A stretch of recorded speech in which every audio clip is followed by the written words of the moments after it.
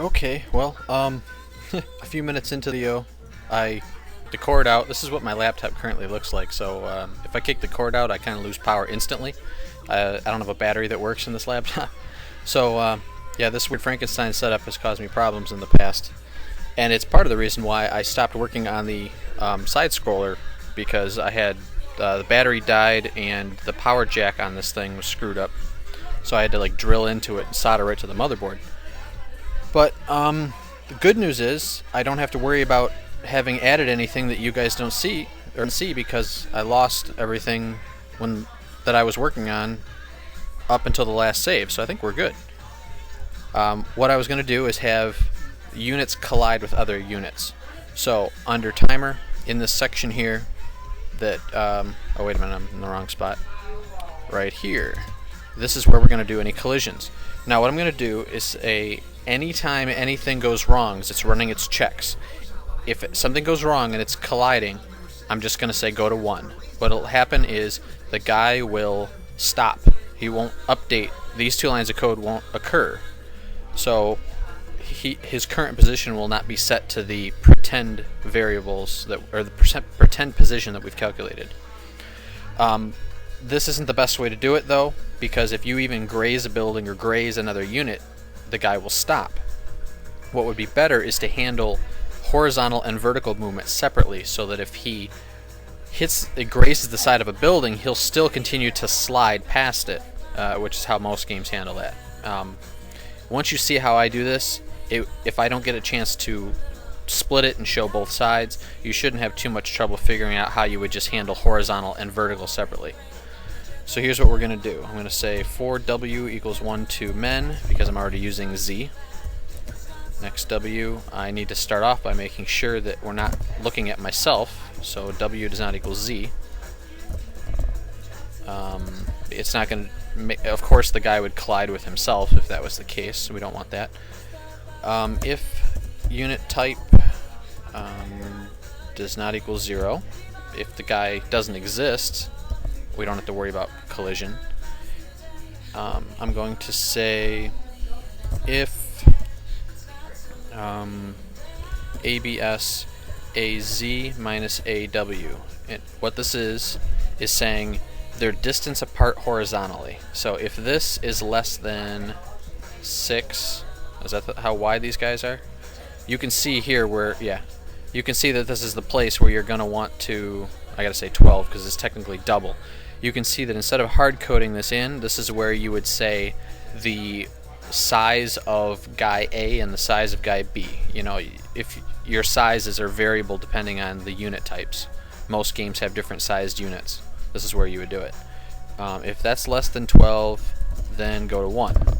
If, oh wait a minute, I also, and ABS B minus BW. There we go. Oh, is less than 12. Okay. So in other words, if you are too close to that unit, it means you've hit, and you should stop. Now you normally have stuff about buildings in here. I don't know. Let's see here. I'll just say other stuff because there could be other things like buildings and terrain. For example, we don't have terrain in right now, but that's how it should work. So when I save first, when I run it, if I tell this guy to run over here, he should hit and stop. Now the problem is I can't get him out either. So I should say is less than. If I say a smaller value, it's probably not going to make a difference. He's still going to hit and then just get stuck. Yes, he's stuck. Set it back to 12. So, what should we do here? Anyway, it's a very generic collision. I'll leave it like this for now. We'll figure it out. I still have to do the selection thing. Is still weird. Look at this. Gotta fix that. So I should probably just be making a list of all the things I have to fix. Man. Should we do buildings? we'll do buildings next. I just want to get a little bit covered on everything, and then you guys could get the fancier stuff done. Oh, movement. Here we go. See, if I tell them to move to one location, they're both going to try to hit the exact location, and now we're stuck. I want them to maintain formation, and this is kind of how this will work. I'm going to go to paint, just to show you what I'm talking about. Let's say you have your guy here and here. You've highlighted them both, and you've told them to walk here. Right now, this guy's A2 and B2 is going to be set there, and this guy's A2 and B2 are going to be set there. Exact location. So they would go here and here. Alright? Well, now what we want to do is when I click and say this is where I want to go, I need to run a scan for every single guy selected. In this case, there's 2. And it's going to figure out a bounding box. Whatever the guy to the most to the left, the guy most up, most to the right, most down. So it'll come up with this box. Cut that box in half, and this is our center. Alright? Then, when it looks at this location here, for each guy, instead of telling his A2 and B2 to be equal to that exact location, he is first going to figure out that he is, let's say, this distance up from the center and this distance over, right?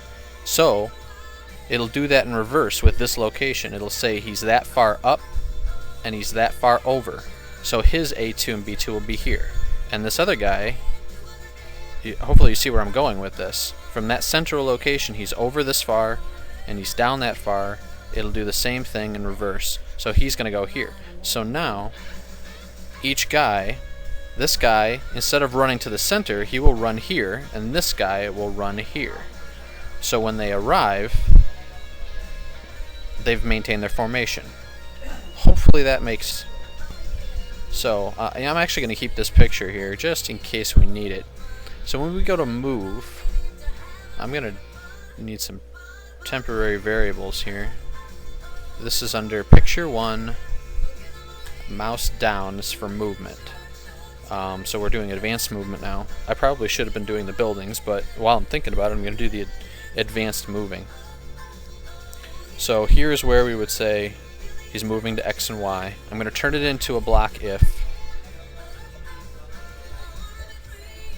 I'm going to comment that line out because that's the old way, right? I'm just going to say right here, old way. We're going to have the new way, but we can't figure it out first. I need to come up with some temporary variables. I'm going to say temp x1 equals, just say x, whatever. Temp x2 equals x, temp y1 equals y, and temp y2 equals y. This whole thing that I'm doing right now is going to the center of mass. Let's just call it the center of mass. It's this location right here. That's what we're trying to figure out. So I will say for z equals 1, 2 men, if unit type does not equal 0 and m selected equals 1, then. Okay, so I'm going to say if a is less than temp x1, then temp x1 equals a. Same idea for greater than, but I'm going to say x2, then x2 equals a. You might notice similarities between this and the way we did the selection. Now the selection thing didn't work out quite right, but in this case this is exactly how we want it to work.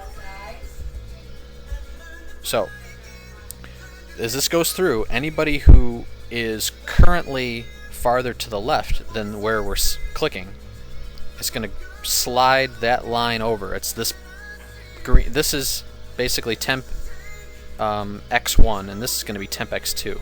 This is temp y1, temp y2. So if you notice a guy that's to the left, it's pushing this green bar over until it includes him. If we'd had another blue guy this bar would have continued to have been pushed until here. Hopefully that makes sense. And so it's just creating the box. Wow, that didn't last very long. I'm already out of time. I'm going to say temp A equals... Yeah, that's the timer. Alright, I got to save the video.